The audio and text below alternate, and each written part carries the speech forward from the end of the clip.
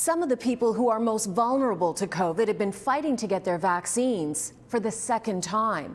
This is a story about a small flaw in a massive government system and how one patient was able to make a difference, not just for herself, but for others as well.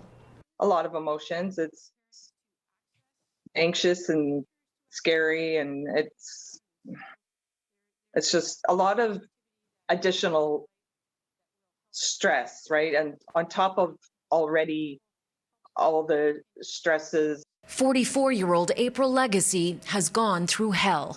After being diagnosed with a blood cancer late last year, she had a stem cell transplant in June, a grueling process that included a 30-day hospital stay and intense chemotherapy so the donor's cells wouldn't be rejected.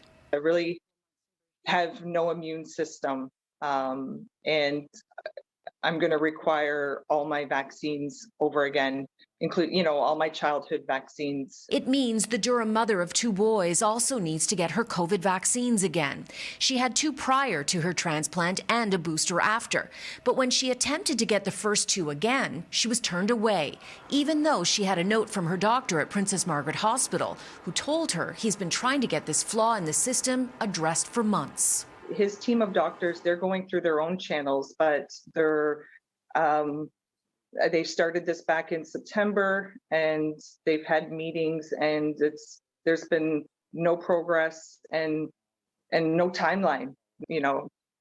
Having to fight so hard for COVID protection, is hard. It's kind of the last thing you need right now, isn't it? A little bit, yeah, for sure. This particular hurdle just seems very unnecessary. Here's where this story takes a positive turn, though. Despite attempts by doctors, government officials say they weren't aware of the gap in the system. April's sister was able to reach her local MPP, Lisa Thompson, to explain the problem. And after calls from CityNews, the government confirms stem cell transplant patients can be re-immunized. After weeks of uncertainty, April will be able to get revaccinated, possibly as early as next week.